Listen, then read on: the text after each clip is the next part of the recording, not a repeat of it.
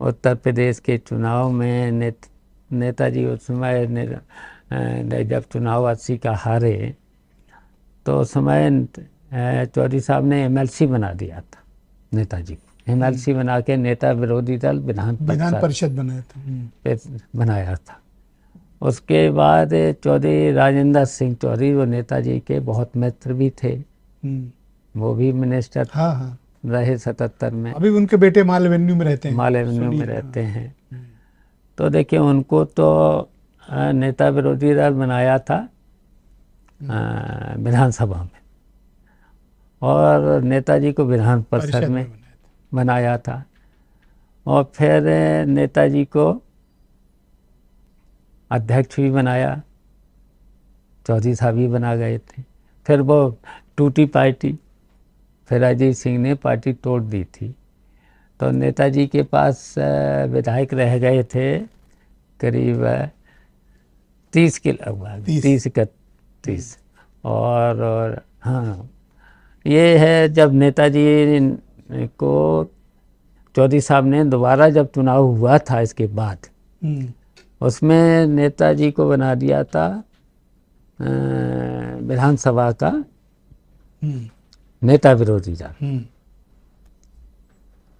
और फिर उसके बाद विघटन हो गया चौधरी साहब के मरने के बाद, और नेताजी ने फाइनली कब्जा कर लिया।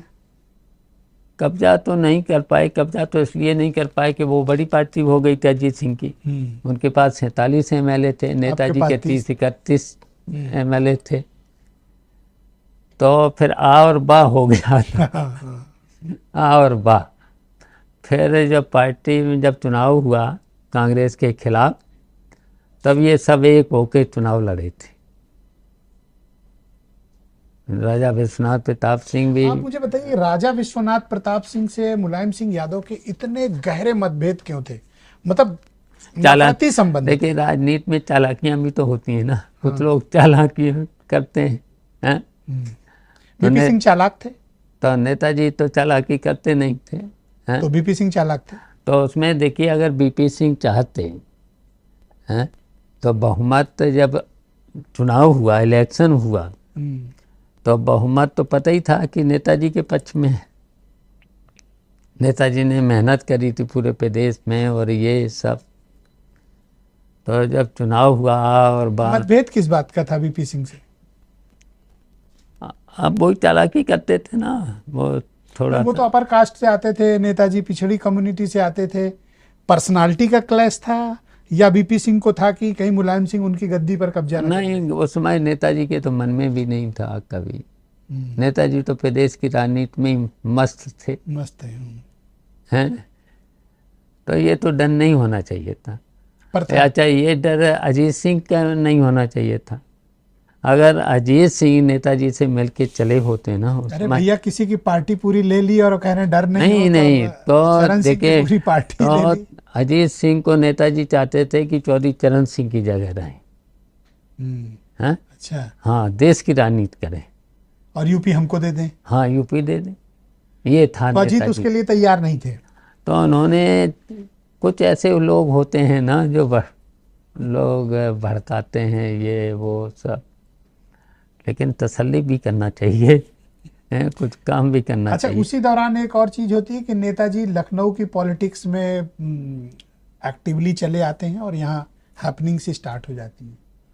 उस वक्त अखिलेश यादव आपके साथ रहते थे? हाँ, शुरू से देखिए अखिलेश जैसे ही 4 साल के हुए, पहले तो गांव में रहते थे, तो हमारी माँ उनकी देखभाल करती थी, हमारी बहन थी वो देखभाल करती थी। और नेताजी लखनऊ रहते थे? नेताजी अपने लखनऊ और दिल्ली पॉलिटिक्स करते थे पूरे प्रदेश। बिजी बहुत रहते थे? बिजी भी रहते थे। तो पढ़ाई लिखाई का काम हम ही देखते थे उनका, हमारे साथ ही रहते थे 4 साल से।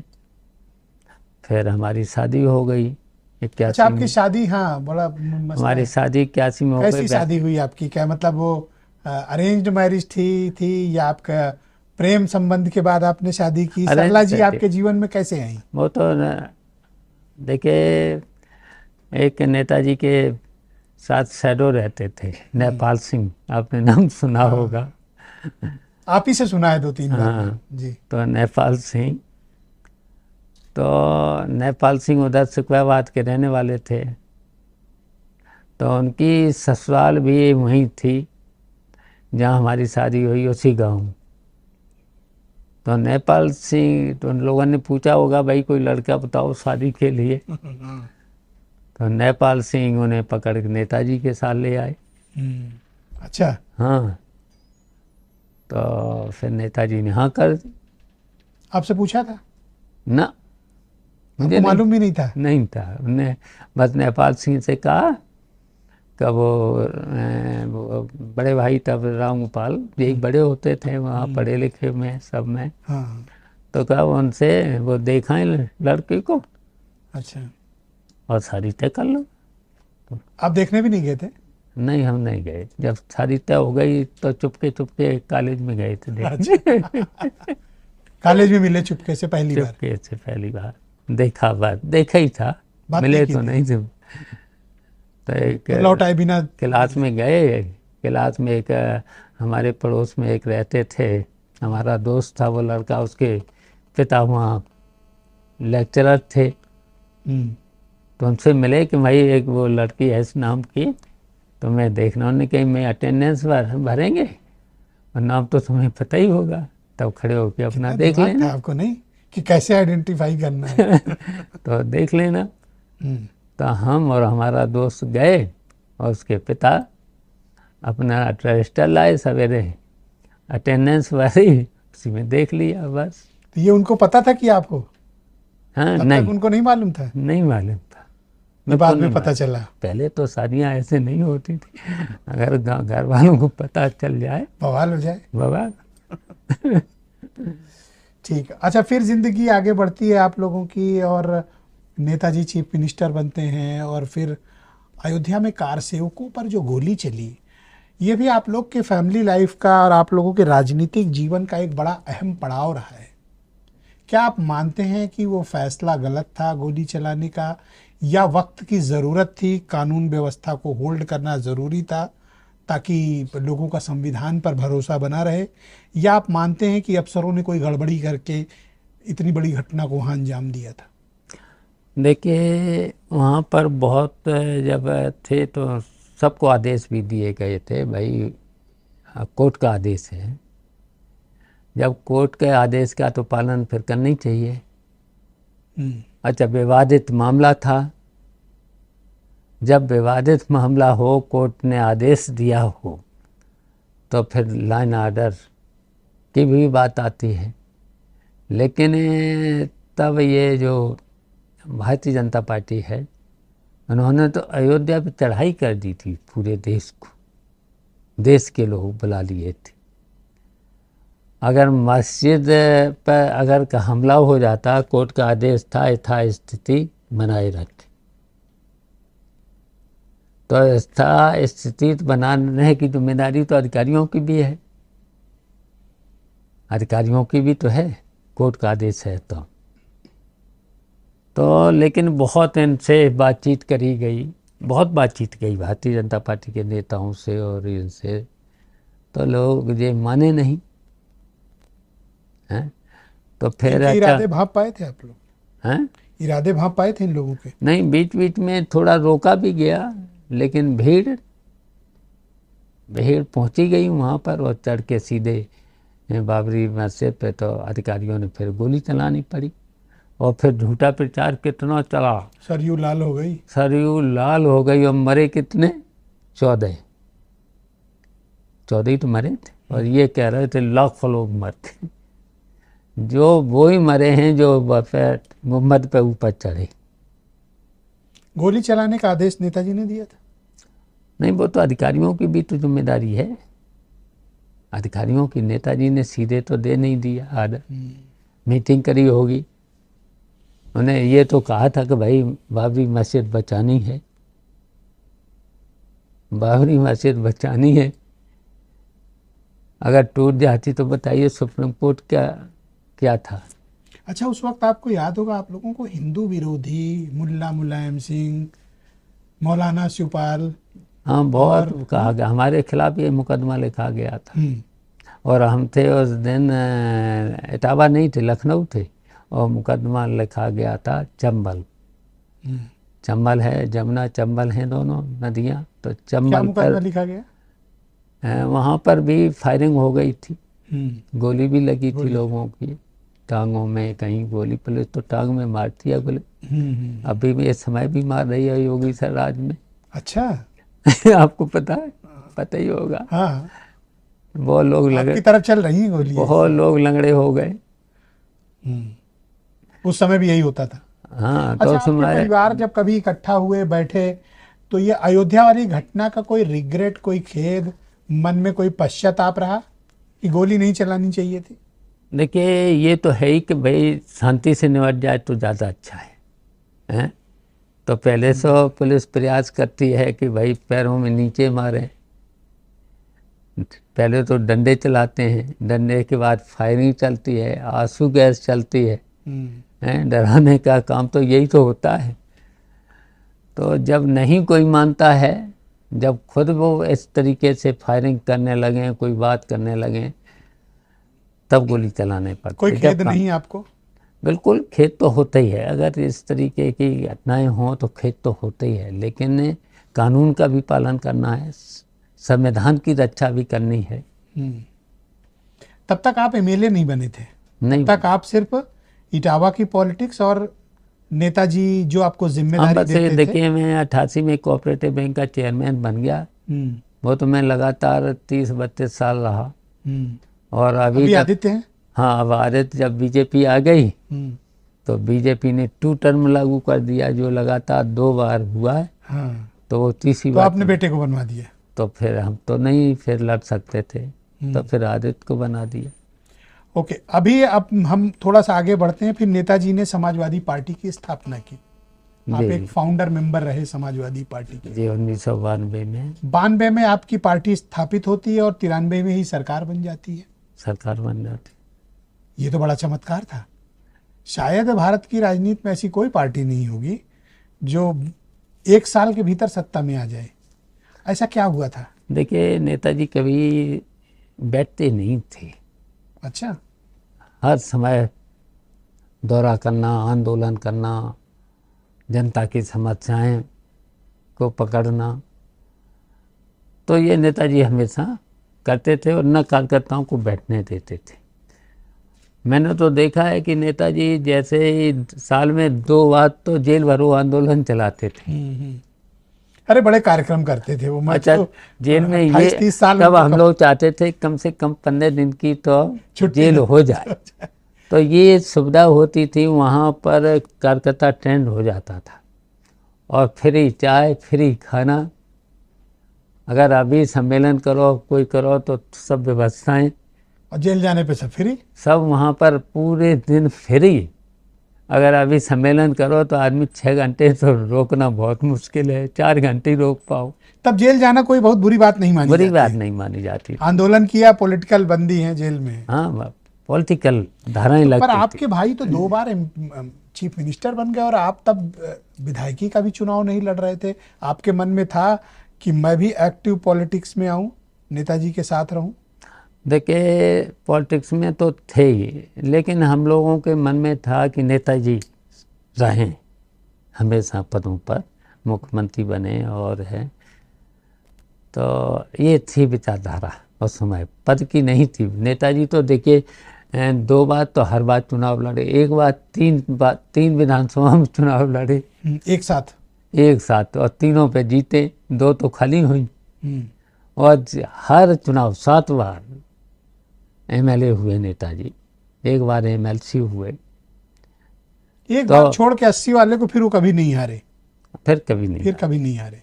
जब से हम लोगों ने एक बार का रिकॉर्ड है कि जब से हम लोगों ने देखना शुरू किया, तब से फिर कभी हारे नहीं। और अंतिम तक देखिए, मैनपुरी से भी जीते, आजमगढ़ से भी जीते, 2 एमपी की सीट जीत के आए। 2 जीते, मतलब। अच्छा, इससे पहले भी संभल लड़े, तब भी 2 जगह से लड़े, संभल रखी फिर उन्होंने। अच्छा, 93 में भी चुनाव हुआ और किसी को भी बहुमत नहीं आया, याद है आपको?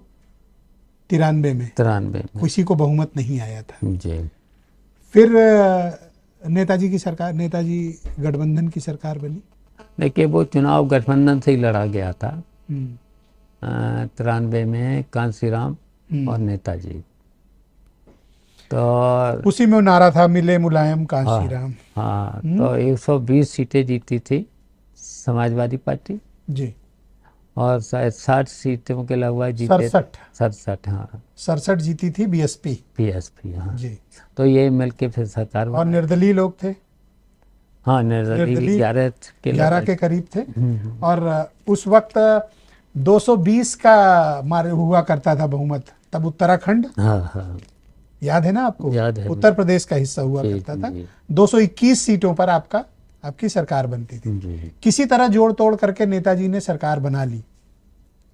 लेकिन जो 1995 का गेस्ट हाउस कांड हुआ, वो तीसरा ऐसी बड़ी घटना थी जो आप लोगों के सामाजिक राजनीतिक जीवन में भूचाल लाने वाली थी।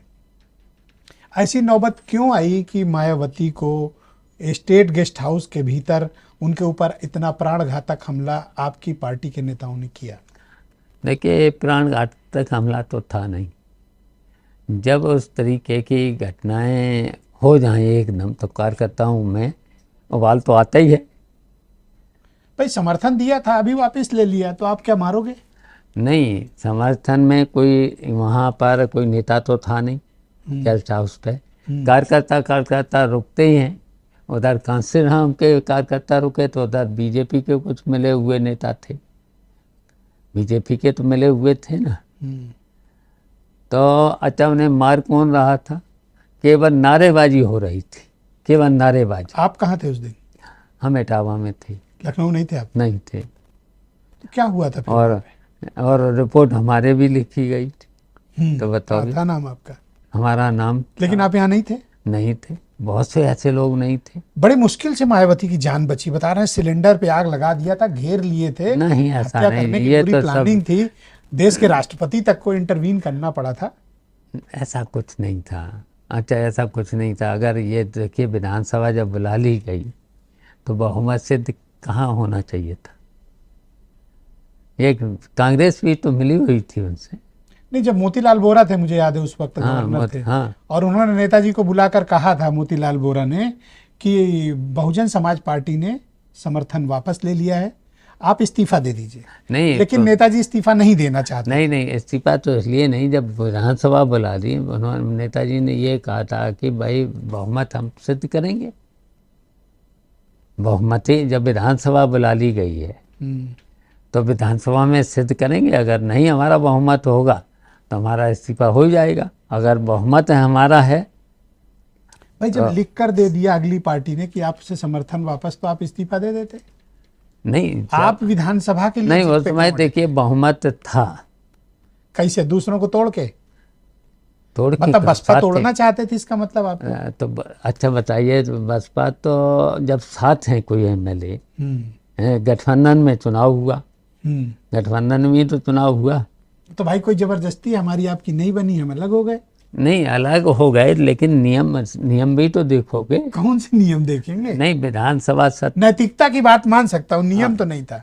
है? नहीं, नियम है, ये नियम है। अगर विधानसभा बुला ली जाए तो विधानसभा में सिद्ध होगा बहुमत। ऐसे नहीं किसी को दिलवा दो वोट। तो कांग्रेस ने उस वक्त कॉन्स्पिरेसी की और नेताजी पर दबाव डाला कि इस्तीफा दो। हाँ, यही था, कांग्रेस का था दबाव, ये कांग्रेस का दबाव था। नहीं तो विधानसभा सीधी आ रही फ्लोर पे, बहुमत सिद्ध करो। पर उस घटना ने आपके परिवार के दामन पर कोई दाग लगाया? नहीं, देखिए संदेश तो ठीक नहीं गया था, उसका हम लोगों ने घाटा भी उठाया। कितना प्रचार चला दलितों के बीच, काफी। अच्छा, दलितों के बीच में कितना बैर, दलित भी हम लोगों को सपोर्ट करता था। उस घटना ने नुकसान किया उसने। किसकी गलती थी वो? किसकी गलती? कांग्रेस की। क्यों, आपके पार्टी के लोगों की नहीं थी? नहीं, अगर वहाँ देखिए कार्यकर्ताओं को इतना जल्दी समझा कौन लेगा? अच्छा बताइए, कार्यकर्ताओं को नहीं समझा सकते? ऐसे कैसे हो सकता? नहीं, ऐसा नहीं है। जब एकदम घटना हो जाए कहीं पर भी, दोनों नारेबाजी होने लगती है, नारेबाजी होने लगती है। फिर कभी कभी कहीं कहीं पत्थर भी चल जाते हैं, लेकिन वहाँ तो सो भी पत्थर भी नहीं चला था, केवल नारेबाजी हुई थी। आपका कहने का मतलब है कि उन्होंने इसको जबरदस्ती प्रोपोगंडा किया कि प्रोपेगंडा। अच्छा, वो फिर तो वो घटना नहीं थी। फिर तो कोर्ट में गया, सुप्रीम कोर्ट से वो मामला खत्म भी नहीं, हुआ। बाद में तो आप लोग मिल भी गए, वो एक अलग विषय है। खत्म हुआ। अच्छा, थोड़ा सा आगे बढ़ते हैं 96 की तरफ। 96 जी, चुनाव होते हैं और पहली बार शिवपाल यादव मुलायम सिंह की सीट पर चुनाव लड़ते हैं। जसवंत नगर विधानसभा सीट से एमएलए के चुनाव में आप पर्चा दाखिल करते हैं। जी हाँ, पहला चुनाव था। पहला चुनाव था। कैसा था, क्या हुआ था, देखिए, और क्यों नेताजी ने कहा कि ये अब शिवपाल तुम्हें आना है चुनाव लड़ने? देखिए, उस समय नेताजी एमपी बन चुके थे, सीट खाली थी। तो फिर नेताजी ने वहाँ से मुझे कहा कि आपको चुनाव लड़ना है, अब अच्छा। खाली हो गई है सीट। तब तो बड़ी खुशी हुई होगी। तो देखिए, खुशी तो होती है जब इतने सालों से नेताजी के लिए काम कर रहे थे उसी विधानसभा में। तो फिर बुलाकर कहा नेताजी ने कि हाँ, शिवपाल, बुला करके आ, फिर क्या नामांकन हुआ। क्या कहा नेताजी ने? कि चुनाव लड़ना है, लड़िए चुनाव जसवंत नगर से। जसवंत नगर से। और फिर आपको उसमें नामांकन के दिन एक घटना भी हुई थी, वो पता है? अब आप, मैं चाहता हूँ आप बताओ। हाँ। वो ऐसा था कि हमारे पास गनर था। अब साजिश के तौर पर वो अनट्रेंड गनर मुझे दे दिया। करीब ये जैसे चुनाव घोषणा हुई, अनट्रेंड है, मैंने लिख के भी दिया वहाँ एसएसपी को कि भाई ये तो हम गाड़ी में चलते हैं, जो आगे बैठता है तो सो जाता है, और जो इस तरीके से जो अनट्रेंड गनर है, हमारा जो पुराना है, सबको जानता पहचानता है, हाँ, हमारे साथ रहा, उसको दे दो। लेकिन नहीं दिया। तो फिर जब हम लोग नामांकन करने के लिए आए तो भीड़ तो होती थी, और दलों की भी भीड़ होती है।